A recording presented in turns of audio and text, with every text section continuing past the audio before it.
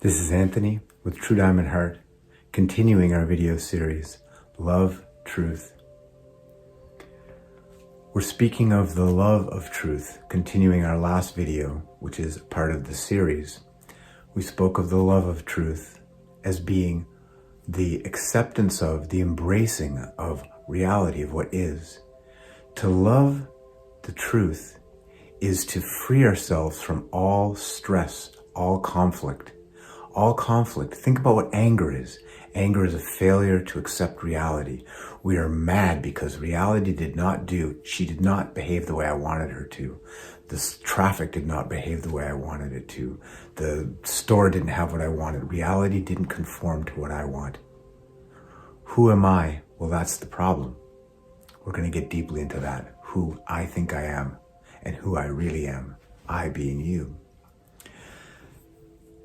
This body-identified self that has a history of triumphs and traumas and that has an anticipated future of hopes and anxieties. This being has a whole constellation of likes and dislikes, desires, pathies and antipathies, if there's such a word, things that we move towards and we want in our lives and things that we move away from and we don't want. And notice how often reality gives us some of what we want, takes it away, doesn't give us what we want, and how we're, as insofar as we're identified with this body self, which is a doing self, we're scurrying madly to escape from the things we don't want and to get to the things we think we do want and to get away from the things we think we don't. Now, the love of truth stops us from running. It has us sitting still. Even if we're moving, even if we have things to do, our fundamental state is being rather than doing. And in the being, we come to see that everything is happening. Everything is happening for a reason. Meaning everything that I think I don't want is a lesson. And the things I think I do want, we'll see as time goes on whether they're productive for me or not. And what it is that I want will become more and more surrendered. In other words, the prayer, we sit in prayer, if we pray, and we say, God, thy will be done, because we've been told that this is what we're supposed to say and what we're supposed to think. And to some extent, we may have some sincerity, because something down deep knows that if we do the will of the universe, of love, of God, we will be in a state of fulfilled, peaceful being and joy where we crave to be. But we say, God, thy will be done.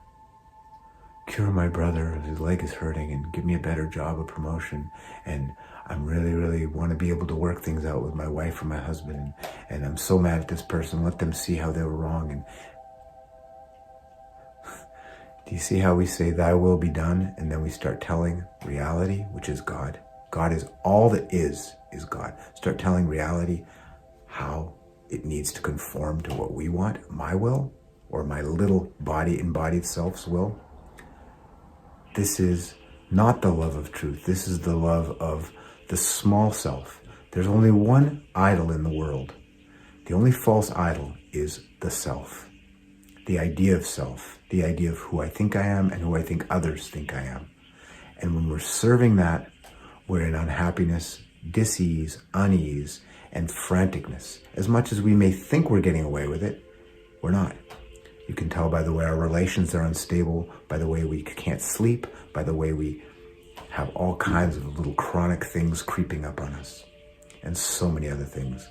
All of what we call negative emotions and negative states. Stay with us. We're going to get deeply into how the path of love and truth and the love of truth will emancipate us. And we're going to get into actual experiences, short experiences of the emancipation that love is, the emancipation that truth is, and the emancipation that love of truth offers, the path, the way. We'll see you for continuing videos, for continuing experience and exploration.